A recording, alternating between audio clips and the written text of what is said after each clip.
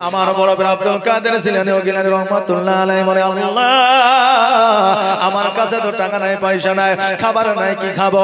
খিদার জ্বালা সহ্য করতে পারি না। আমার বড় পীর আব্দুল কাদের জিলানী চিন্তা করে, আল্লাহ গো কোথায় যাব, কি খাবো, খাবার কোথায় পাবো? ক্ষুধার জ্বালা সহ্য করতে না পারিয়া গুটি গুটি পায়ে আমার বড় পীর আব্দুল কাদের জিলানী ও গিলানী রহমাতুল্লাহ আলাইহি একটা পাহাড়ের উপরে উঠলেন। আর পাহাড়ের উপরে উঠিয়া আপনার গাছপালার পাতা ছিঁড়ে ছিঁড়ে খাইলেন। জোরে বলেন সুবহানাল্লাহ।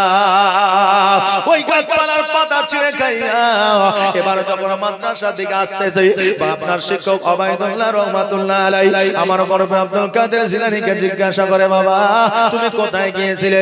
বলে, হুজুর গো আমি একটু পাহাড়ের দিকে গিয়েছিলাম।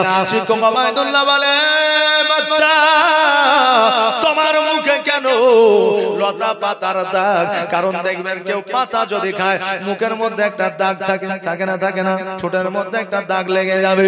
আমার বড় পীর আব্দুল কাদের জিলানী ও গিলানী রহমাতুল্লাহ আলাইহি বলে, হুজুর গো ক্ষুধার জ্বালা সহ্য করতে পারি না, মাদ্রাসায় খাবার নাই, জায়গার বাড়িতে খাবার নাই, আমার কাছে টাকা নাই, পয়সা নাই, হুজুর গো বলুন বলুন আমি কোথা থেকে খাবার জোগাড় করব? এই জন্য ক্ষুধার জ্বালা সহ্য করতে না পারিয়া আমি পাহাড়ের উপরে গিয়েছিলাম, গাছের লতা পাতা খেয়েছি।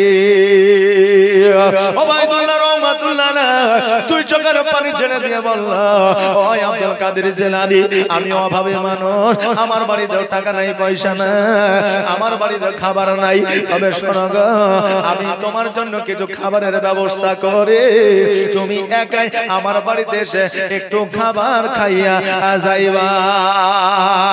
ও বাবা রে, কোন সন্তান যদি অসুস্থ থাকে, মাদ্রাসায় যদি কোন ছাত্র যদি বিপদে থাকে, সবচাইতে অন্তরটা বেশি কাঁদে ওই মাদ্রাসার শিক্ষকের। জোরে বলেন সুবহানাল্লাহ। কারণ আপনি তো আপনার সন্তানকে দিয়েছেন ওই শিক্ষকের দায়িত্বে। কারণ ওই শিক্ষকটা যখন ওই সন্তানটিকে পড়াইতে পড়াইতে যখন 1 বছর 2 বছর 6 মাস হয়ে গেছে, তখন ওই শিক্ষকেরও দয়া মায়া ওই সন্তানের প্রতি লেগে গেছে। জোরে বলেন সুবহানাল্লাহ। এই জন্য একজন ছাত্র যদি অসুস্থ হয়, একজন ছাত্র যদি বিপদে আপদে থাকে, তো শিক্ষকেরও কষ্ট হয়। এখন ছাত্রকে যদি শিক্ষকে একটা বাড়ি মেরে দেয়, চট করে যদি একটা বাড়ি মেরে দেয়, তো ওই কথাটা যদি বাপ মাকে বলে, তো ওই বাপ মা ছুটে এসে বলে, হুজুর তুমি আমার বেটাকে মেরেছো কেন? দোষ করবে, আমাকে বলবে। এরকম আছে না নাই? আছে। কিন্তু আমাদের সময় আমার বাপেরা আমাদের নিয়ে যে বলতো যে হুজুর এই ছেলে আপনাকে দিলাম, এর যত গোস্ত আছে সব আপনাদের, হাড়গুলো আমার, আমাকে হাড় দিলেই হবে, কিন্তু এই পড়াশোনা করানোর জন্য যত মারতে হয় মারেন। এইরকম খোলা পারমিশন আগে ছিল না? ছিল না? ছিল। কিন্তু এখন বলে আমার সন্তান 10 করবে, আমাকে বলবেন বিচার আমি করব, কিন্তু খবরদার ছেলে পিলেকে যেন মারবেন না। বলছে না? বলছে না? বলছে। আমার বড় পীর আব্দুল কাদের জিলানী ও গিলানী রহমাতুল্লাহ আলাইহি বলে, হুজুর গো আপনি যখন দাওয়াত দিয়েছেন আমি দাওয়াত কবুল করলাম, আপনার বাড়িতে আমি যাব। কখন যেতে হবে? বলে এশার নামাজের পরে চলে যাবে।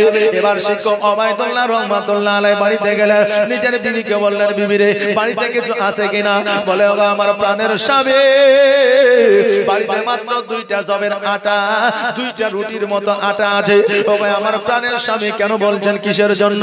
বলে, আমার একটা ছাত্র আছে যার নাম হলো আব্দুল কাদের জিলানী ও গিলানী রহমাতুল্লাহ আলাইহি, অনেকদিন ধরে ক্ষুধার্ত আছে, ক্ষুধার জ্বালা সহ্য করতে না পারিয়া গাছের লতা পাতা ছিঁড়ে খেয়েছে। ওই আমার প্রাণের বিবি ওই 2টা রুটি তুমি বানাও, আমার সন্তান আমার সন্তান এশার নামাজের পরে আসবে, তাকে 2টা রুটি আমি দিব। এবার এশার নামাজ হয়ে গেল, কিন্তু আমার বড় পীর আব্দুল কাদের জিলানী ও গিলানী রহমাতুল্লাহ আলাইহি যেন আসে না। রাত্রি যখন মধ্য হয়ে গেছে, আমার ওবায়দুল্লাহ রহমাতুল্লাহ আলাইহি আব্দুল কাদের জিলানীকে ডাকতে যাবে, কেন তুমি আসলে না? এবার দেখা যাচ্ছে ইতিমধ্যে আমার বড় পীর আব্দুল কাদের জিলানী ও গিলানী রহমাতুল্লাহ আলাইহি দরওয়াজার সম্মুখে দাঁড়ায় আছে। যেমন ওবায়দুল্লাহ রহমাতুল্লাহ আলাইহি দরওয়াজাটা খুলে যায়, দেখতে যেন আমার বড় পীর আব্দুল কাদের জিলানী সহ সকল মাদ্রাসার ছাত্র যেন হাজির হয়ে গেছে। শিক্ষক ওবায়দুল্লাহ বলতে, আল্লাহ গো মাত্র 2টা রুটি আমার ছাত্র বড় পীর আব্দুল কাদের জিলানীকে খাওয়াইতাম। এখন দেখছি এতগুলো ছাত্র এসেছে, আমি কেমন করে এদেরকে খাবার দিব? আমার বড় পীর আব্দুল কাদের জিলানী রহমাতুল্লাহ আলাইহি বলে, ও হুজুর আপনি কোনো চিন্তা করিয়েন না, টেনশন করিয়েন না। আমি বড় পীর আব্দুল কাদের জিলানী রহমাতুল্লাহ আলাইহি আমি কথা দিলাম এই দুইটা রুটিতে সকলের পেট পূরণ হয়ে যাবে। জোরে বলেন সুবহানাল্লাহ। আমার বড় পীর আব্দুল কাদের জিলানী রহমাতুল্লাহ আলাইহি একটা আপনার গামলা দিয়া ওই রুটিগুলোকে আপনার ঢাকিয়া দিলেন, আর ওই আপনার গামলার মধ্য থেকে রুটি বাইর করে আর সকল আপনার ছাত্রদেরকে খাওয়ায়। ছাত্ররা খাইলো, আপনার শিক্ষক ওবাইদুল্লাহ রহমাতুল্লাহ আলাইহি খাইলে। এবার আমার বড় পীর আব্দুল কাদের জিলানী রহমাতুল্লাহ আলাইহি খাইলে। এবার তিনার বিবির জন্য যেই দুটা রুটি তৈরি করেছিলেন ওই দুটা রুটি বিবির জন্য নিয়ে গেলেন। জোরে বলেন সুবহানাল্লাহ। আর নবীর প্রেমে পাগল হইলে, নবীর প্রেমে পাগল হইলে আল্লাহ তাআলা খুশি। নবীর দরুদ পড়ো দিবানিশি। নবীর প্রেমে যারা পাগল হয়ে যায়,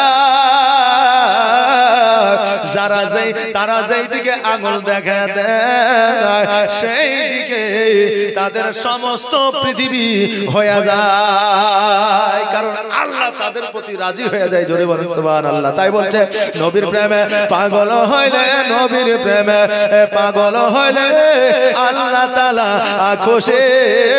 নবীর দরুদ পড়ো দিবানিশি, নবীর দরুদ পড়ো দিবানিশি।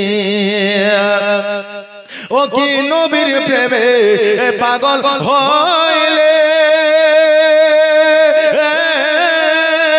আমার আল্লাহ তাআলার দিদার মিলে গো। থাকো যদি যদ বাহালে, থাকো যদি যদ বাহালে হইয়া প্রেম দাসে। নবীর দরুদ পড়ো দিবানিশি। নবীর প্রেমে পাগল হইলে, নবীর প্রেমে পাগল হইলে আল্লাহ তাআলা খুশি। নবীর দরুদ পড়ো দিবানিশি, নবীর দরুদ পড়ো দিবানিশি। আমার বড় পীর আব্দুল কাদের জিলানী রহমাতুল্লাহ আলাইহি ওই সময়তে আপনার শিক্ষক ওবাইদুল্লাহ রহমাতুল্লাহ আলাইহি আমার বড় পীর আব্দুল কাদের জিলানীর কারামত দেখলেন।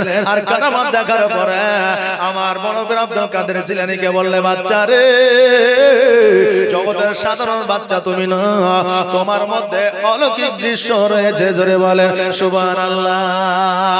আজকে কিছু মানুষ আছে যারা আপনার বলি মানে না, পীর মানে না, তারা আবার গল্প করে যে ও যদি সত্যিকারের বলি হয় আমার পকেটে কি আছে বলে দিতে হবে, আমি মনে মনে সালাম দিব, সে যেন সালামের উত্তরটা দেয়, তবে বুঝবো যে আমার মনের কথা বুঝেছে।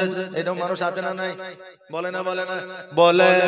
কিন্তু বেরাদার ও যুবক তুমি শুনে নাও, কারামত দেখা এটা একটা তকদির নসিবের ব্যাপার। সবাই কারামত দেখতে পাই না, আর সবার নসিবে কারামত থাকে না। আপনি বলবেন হুজুর কেমন কথা বললে? আমি বলি বাবা, জিন আর ইনসান আল্লাহ তৈরি করেছে, এটা মানি না? মানি না? মানি তো মানে জিন আর ইনসানকে আল্লাহ তৈরি করেছে, কিন্তু জিনকে কয়জনে দেখেছেন? কয়জন দেখেছেন? জি হয়তো দেখা গেল হাজারে একটা, তাই না? হাজারে একটা জিন যখন দুনিয়ার মধ্যে আছে, আমরা কেন জিন দেখতে পাই না? জিন যার কপালে আছে দেখা, সে একমাত্র জিনকে দেখতে পাবে, দ্বিতীয় যার নসিবে নাই সে দেখতে পাবে না। ও বাবাজি ভাইরা, ওই কারামত আল্লাহর ওলির কারামত হলো এইরকম, যার তকদিরে নসিবে আছে সেই একমাত্র দেখতে পাবে, সবার দ্বারা কারামত দেখা সম্ভব হবে না। আমার আল্লাহ বলেছেন, আল্লাহু ওয়ালিউল্লাযিনা আমানু ইন কুনতুম মুমিনিন, যারা আল্লাহর ওলি হয়ে যায়, মুমিন হয়ে যায়, মুত্তাকিন হয়ে যায়, সালেহ হয়ে যায়, সালেহা হয়ে যায়, তাদের এই পৃথিবী পরের পৃথিবীতে কোনো বাধা বিপদ থাকে না। জোরে বলেন সুবহানাল্লাহ। বাবাজি ভাইরা, তবে যারা মুমিন হয়, মুত্তাকিন হয়, সালেহ হয়, যারা আল্লাহর ওলি হয়, যারা আল্লাহর মুমিনত্ব অর্জন করে, তারা ধনী হয় না, কারণ তারা জীবনটা গরিবী হালাতে জীবন যাপন করতে চায়। তারা ধনী হয় না, গরিবী হালাতে জীবন যাপনটা করতে তারা পছন্দ করে। কারণ হইল